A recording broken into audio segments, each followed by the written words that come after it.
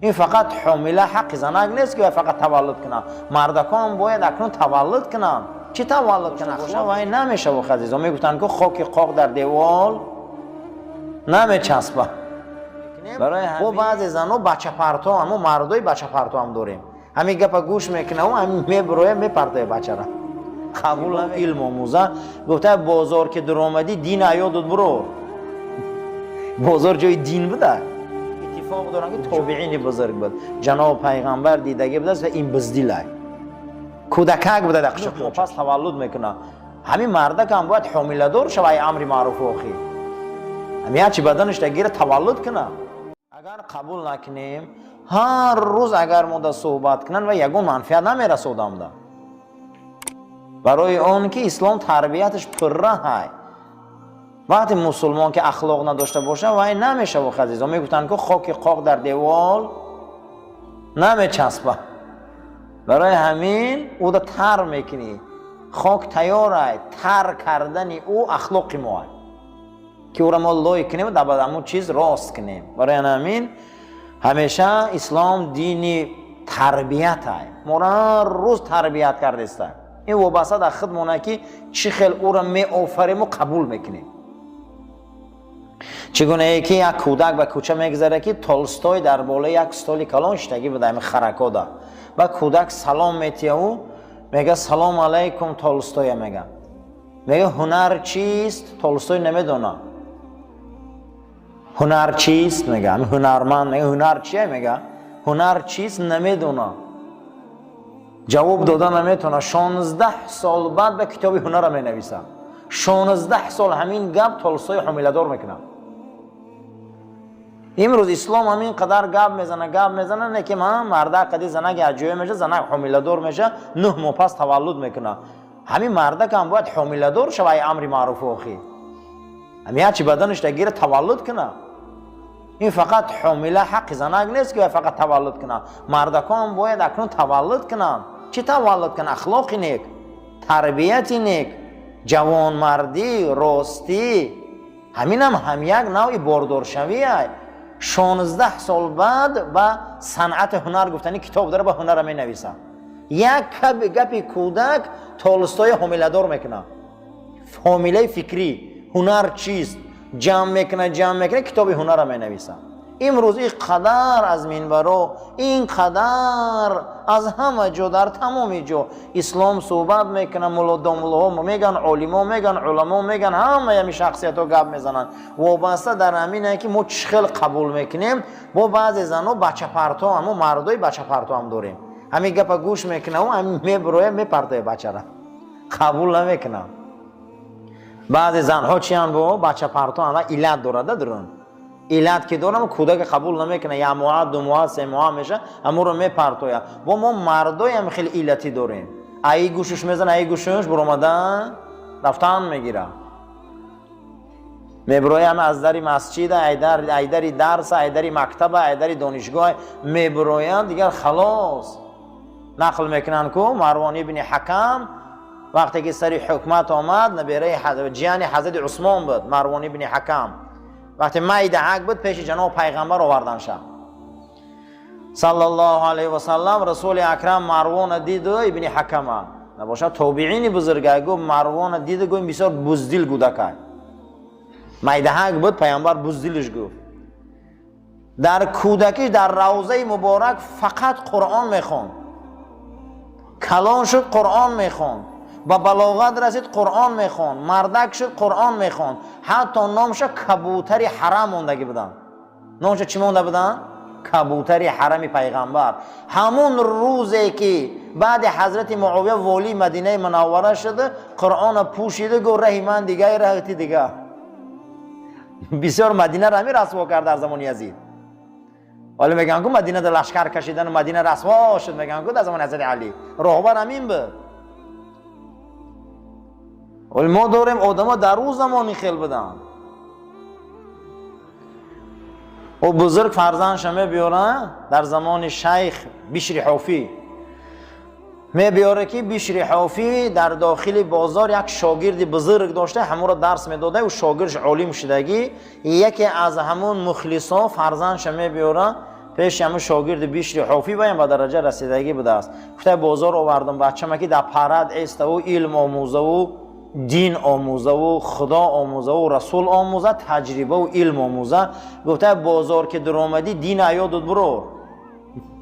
بازار جای دین بوده و جای دین معلومه کجا. جای دین خودش مکتب داره و منبر داره و جا داره. گفته بازار که آمدی بچه‌م دین ای خودت برو. بسیاری همین بچهای دانشمند میبرن در بازار میگه همینجا با میخونه و بازار جای خوندن نه.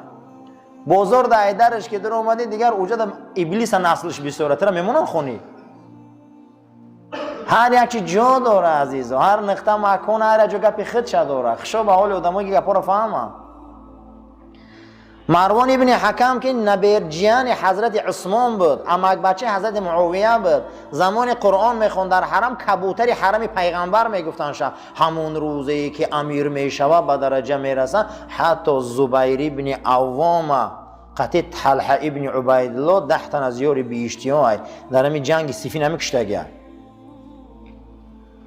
اما 10 تن از یاری بیشتیایش همین سبب کشتگه یک تشه. برای همین این نگوین که همه بزرگایی دایم درونیم و زیاده و قرآن در حرم میخون. بعد اگه تمام کرد قرآن رو پوشید دو ریت جدای رای من جدا که برای اوساد رسید. برای همین اون تابعین بزرگای مقصد که همه شخصیت ها را اسلام گذاشتگیان. در زمان یزید بعد میگه مدینه منوره رو هجوم کردن، چقدر همین شخصیت بود. پیامبر اکرم در میدهکی بچگیش آوردگی بعد پیامبر اکرم زمانش میدهک بود است. قسمت از علما میگن صحابه بود، اتفاق دارن که تابعین بزرگ بود. جناب پیغمبر دیدگی بود است و این بزدیلای کودکک بود در قشق و چشم. از این حدیث دلالت میشه که صحابه بود است که مقصد ایمان هم نیاورده بودن که کودکی شقلاقش جناب پیغمبر دیده بودن شما. مقصد که برادرها تربیت اسلام همینه. اسلام آدم تربیت میتیم ما قبول نکنیم عیبون چی با؟ ما باید قبول کنیم. تولستوی بینه 16 سال از گپ یک کودک حامله‌دار میشه و کتابی هنر می نویسه.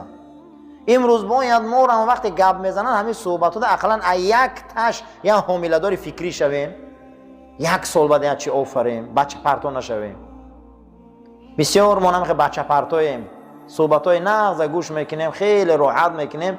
وقتی بعد 5 دقیقه بیرون میبریم ای گوش در اومده ای گوش بر اومده رفت. رنگ مروان ابن حکم میشیم. با خدا رحمتش کنه بگو رای تو جدا اکنون و رای ما جدا مکمون برای استاد رسیدیم کاریخمون سر میکنیم. اکو برای همین باید قرآن ما را اخلاق تیا تربیت تیا اخلاق خودمان میتیم و تربیه را اسلام میتیم. اسلام دینی تربیه.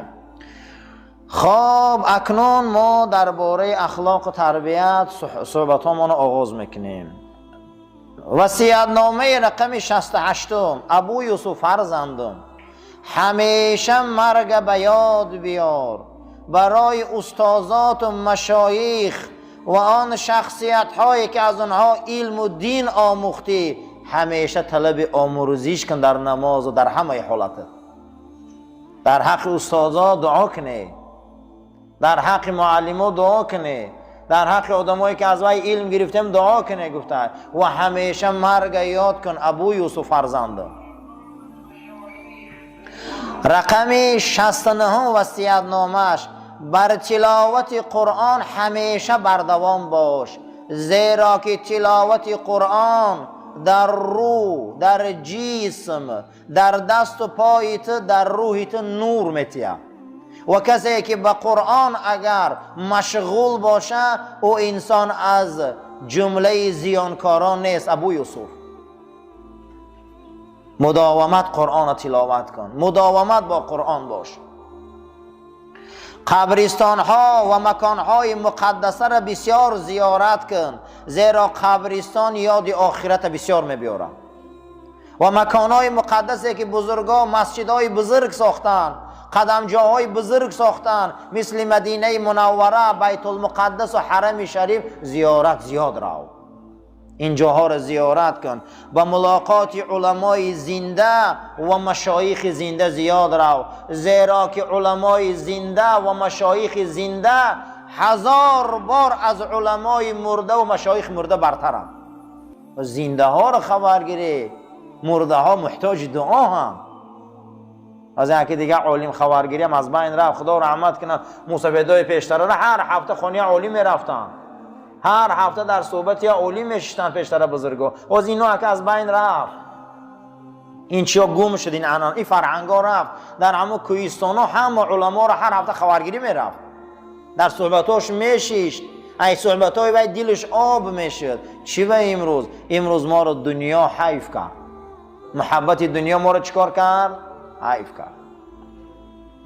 یکی از اخلاقهای رذیله، اخلاقهای پست و انسان اخلاق تربیتش پست میکرده، این محبت دنیا بوده. کدام دنیا؟ آیا همه دنیا، مطلق دنیا، یا جزء دنیا؟ نه، جزء دنیا. کدام؟ گفتن همون انسانی را که خداشم دین شوه و خداشم دنیا شوه، پیغمبرشم دنیا شوه، وجدانشم دنیا شوه، همه چیزش دنیا شوه، این گونه دنیا را دوست داشتن کفره. همین خیلی دنیاداری کفره. یکی از اخلاقهای بد انمی بده که کسی ای خدا و پیغمبر و دین و وجدان و آدم و آدمگری قرآن بالا کنه. چیکار کنه عزیزان؟ قرآنش بالا کنه و ایش دینش دنیاش بالا کنه. اگر نه همین ها دنیاش بالا کرد، این پسترین رذیلترین اخلاقه. چون خداوند یهودی ها را لعنت کرد برای که از تورات و آیین موسی دنیا را بالا دانستند. میگه شما در پندهنده ها نیامدن که گوزنن آخی پدر و مادرت آزار نتی حرام ای، نیامدن گوان همسایه را آزار نتی حرام ای، نیامدن. میگه همین قگپا را گفته سیان شما میگه پند نمیگیره. و جاءکم نذیرون، شما دا میگه پندهنده ها نیامدن. فذوقوا فما للظالمین من نصیر. نه امروز جهنم عذابش میچشه برای که شما ظالمی. شما چیه؟ ظالمه. شما عذاب میچشه. شما نگاه کنید که بسیار همین آدمای ظالم در دنیا عذاب میچشن، این همین دنیا ده عذاب میبینن، بسیاری عذاب میبینن. از هم عذاب بد برای به خدا و به رسول ظالم این آبروه، آبرو ندارن. ای همه چیزی بزرگ آبروه. پیغمبر صلی الله علیه و سلم آمدن، ای تمام مهربانی های دنیا مهربانی رسول الله فرق میکنه. چگونه فرق میکنه؟ مهربانی امروز دنیا هر روز گفته است چیزی قیمت میشه، چیزی ارزان میشه، دنیا بیزه میشه، دنیا تنج میشه، بیرجه این شد، بریل نفت این شد، دلار بلند شد، دلار پس شد. همین قدر مهربانی دارن. اما رسول الله آمده است میگه عمرتون به معنی رفته است. پیغمبر غمی عمر میخوره. پیغمبر غمی چی میخورده؟ عمر. میگه ان الانسان لفی خسر. ای عمرت به هده گذشته است. ای آدم عمرت به هده گذرانده استی. عمری رنگ حباب چی میگن؟ پوپکی بالای آب. ای عمرت به معنی ای عزیزم. پیغمبر اومده است میگه عمرت به معنی ای. پیغمبر چیکار داره در پول و مال و سرمایه و طلا و بریل نفت؟ عمرت به هده نگذران. میگه ای بنده عمر در خسران ای، عمر در زیان ای، عمر تبهده نگذران.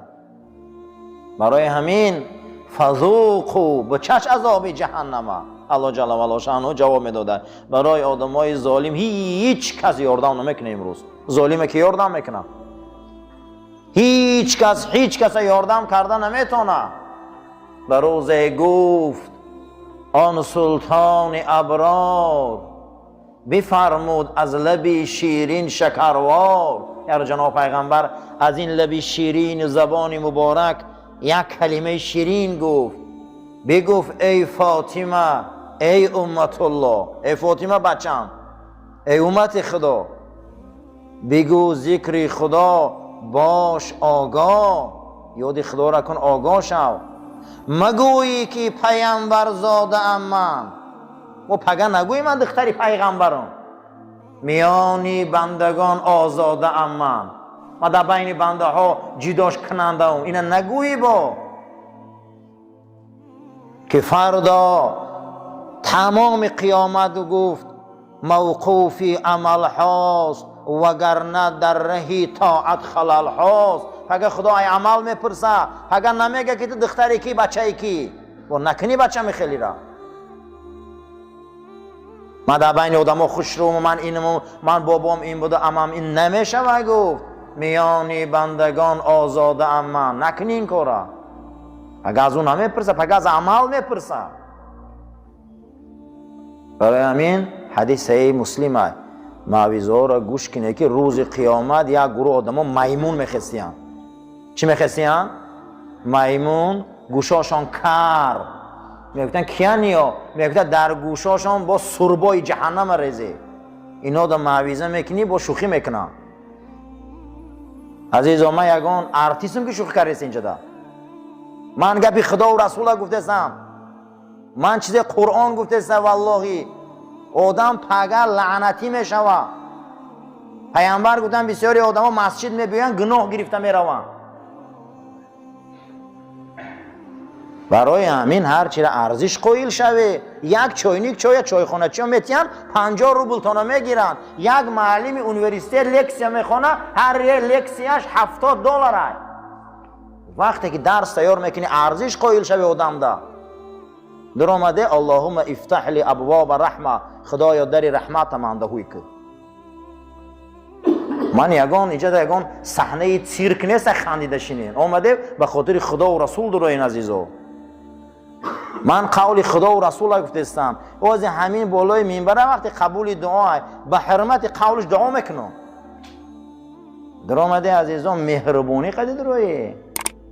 خدا نغز میدونین که ابو جهل و ابو لهب مسخره میکردن رسول الله را. تبت نازل شده حقشان. سوره اقرار آخرش نازل شده حقشان، جهنمی بدنشان. میگفته پروردگار ما دیدیم، فهمیدیم، شنیدیم، میخواهیم بازگردیم عمل خوب کنیم که دیدیم عذاب جهنم. قول جهنمی ها اولم تکونوا اقسمتم من قبل ما لکم من زوال. شما هم کسایی نبوده که اول قسم خورده پیش از همین بعد از او ایمانا را از دست داده. شما مادمو نبوده. روحی شما در ازل قالو بلا گفته به. شما بسیار عهد شکسته، بسیار این کارا را شما کردگی. ما زورمان میبیا بسیار خدا در رو میبیاریم. همون روز مشکلاتمان آسان میشود که از خدا دور میشیم. قیامت هم جهنمی ها میگفتن که میخواییم براریمونه فقط خطا عبادت میکنیم. گفته شما عهد بسیار شکستگی، شما نمیکنه با این کارا. شما این عهد نمیشه، شما با عهد میشکنی. برای همین عزیزو هر کسی که دشمن رسول ای، هر کسی که دشمن قرآن ای، هر کسی که دشمن اسلام ای، هر کسی که در این آیه مبارکه پیغمبر در دشمن حقیقت آیینش او در جهنم ابدی میسوخته. او در جهنم چی میسوخته؟ ابدی میسوخته. فیقولون ربنا، با میگفتن جهنمی ها پروردگارا اخرجنا، ما را برار عمل خوب میکنیم، این کارهای کردگی ما رو نمیکنیم دیگر. گریه میکردستیم. پروردگار جواب میداده است اولم نعمرکم ما یتذکر فیه من تذکر و جاءکم نذیر فذوقوا و ما للظالمین من نصیر. آخه برای شما عمر ندادم، پندهنده ها ندادم، نیامدن پیغمبرای جنس ختم. حضرت محمد مصطفی نیامد تا به امروز وارثاش علما نگفته سیان، تا به امروز منبرا نگفته سیان. آیا میگه پندهنده ها نیامدن بالای سر شما ده؟ کدام دانشگاه 124,000 معلم داره؟ دانشگاه خدا. کدام دانشگاه 124,000 معلم داره؟ دانشگاه خدا. کدام دانشگاه 104 کتاب داره؟ دانشگاه خدا. کدام دانشگاه همیشه بیداره یا همه خوابه؟ دانشگاه خدا. میگن چه خیلی دانشگاه خدا بیداره همه خوابه. در یک فن دنیا کنی یک کلمه یاوه که در فنای دنیاوی گفتگی باشه که این حلاله این حرام، کنی در یک فن دنیا یاوه. کنی فیزیکا خیزن گوان که در فیزیکا میگه که این چیز نخره که حرامه. در کجا آمده در علم متیماتیک گفته باشه که لقمه حرام اثر داره در فرزند؟ در کدام فن زبان مادری گفته است که عرق حرام است؟ در کدام فن اریتمتیکی گفتگی باشه که گوشت خوک حرام است؟ در کدام فن مقصد هندسه و گیومتری گفتگی باشه که ظلم حرام است؟ نیامدن پندهنده های جنس ما.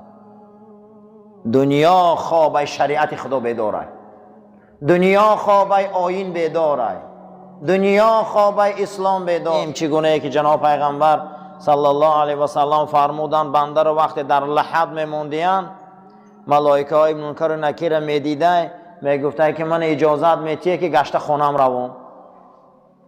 چی میخواسته؟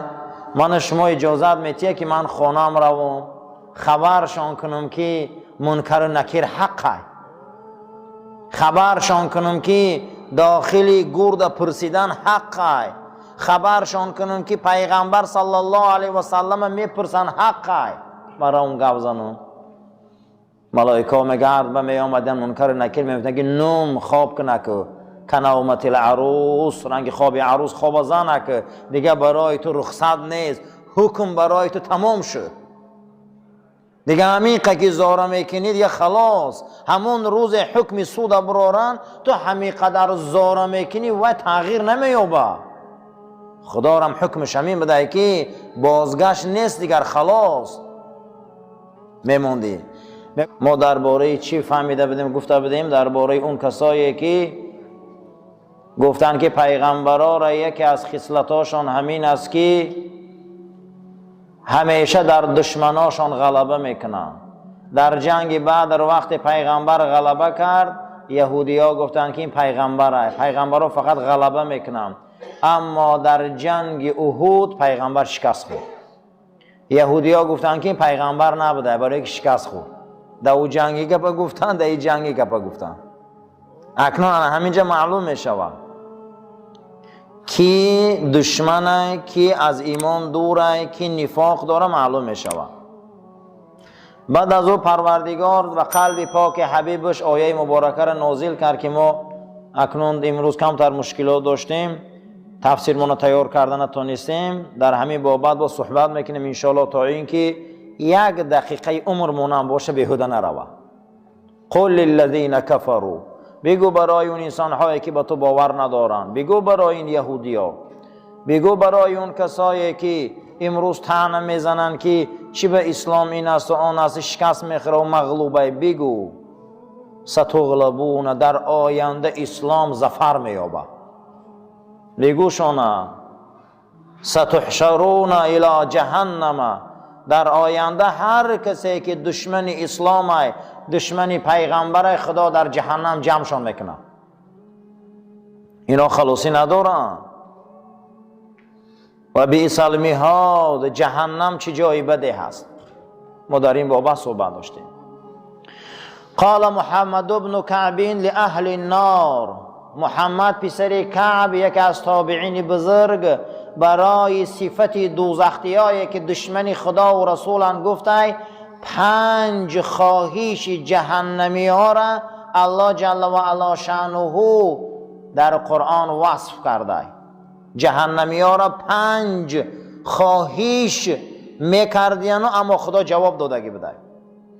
جواب خدا در 4 جاش بده. یکی از اونها ربنا امیتنا 2 و احییتنا 2 فاعترفنا بذنوبنا فهل الی خروج من سبیل. جهنمی ها میگفتن پروردگارا 2 مراتبه مقصد یک بار در دنیا مردیم، در این جمع آرزو میکنیم که مردن آرزو میکنیم که بمریم خلاص شویم، همه عذاب نبینیم. یک بار در اونجا ما را دیدی، عذاب ما کشتی، ما مرگ چشیدیم، میخواهیم که در جهنم هم مرگ بیاری، ما از این عذاب خلاص شویم به این مرگ. خیلی روزی باز میمده. اما خدا میگه در آنجا شما نمیمری، 2 بار باز زنده تان میکنم. یک بار زنده من کردی، دویم بار در قیامت زنده من کردی. ما در گناهامون اعتراف کردیم. پروردگارا یگان رهی برآمد نیست ما را بروری. همین آرزوی مردن میکردیم دشمنای پیغمبر، اما نمیمردیم. فردا آرزو میکردیم که ما مریم خلاص شویم، اما خدا در جواب اونها میگفته ذالکم بانه اذا دعی الله وحده کفرتم و ان یشرک به تؤمنوا فالحکم لله العلی الکبیر. ذالکم، اشاره میکنه خدا همینه دعواتان. آخه شما را این پیغمبرها آمدن به خدای یگانه دعوت کردن، شما خدا دا کافر شده. خدا جواب میداده چی با کافر شده؟ آخه پیغمبرها آمدن، منبرها بلنده، مسجدها کار کرده است، علما گفته است به خدای یگانه دعوت دارن، چی با کافر شده باشم؟ میفهمیده کو برای چی کافر شده؟ چوا زید برآمده به آیین رسول، چی با زید برآمده به این پیغمبر آخر زمان. و این یشرک به تؤمنوا، شما شرک ورزیده به جای ایمان بیاره. اما امروز حکم اساسی از جانب خدای بزرگ عالی مقام برآمدگی است، شما یگان اونجا رفتن نمیتونید. حکم خدا های، شما دیگر آرزوی مردن میکنه، نمیمره. شما ابو جهل دیگر نمیمره، او در جنگ احد مرده بود، دیگر در آن روز نمیمره. ابو لهب نمیمره، اون کسایی که دشمن اسلام و قرآن و دشمن رسول الله هن، اونها دیگر نمیمرن. آرزو میکردیم که ما مریم اما نمیمردیم. خدا میگفته آخر دعوت آمد، همش آمد، شما به جای ایمان بیاری چی کار کرده؟ برای چی این کار میکنی؟ چی بکرده؟ یکم سوال شده جواب می آمده چی بکرده؟ بعد از او میگفتیم پروردگارا ابصرنا، ما دیدیم، سمعنا، شنیدیم، فرجعنا، بازگشتیم، میگردیم، عمل خوب میکنیم. با خدا جواب میداده، میگفته فهمیدیم، دیدیم.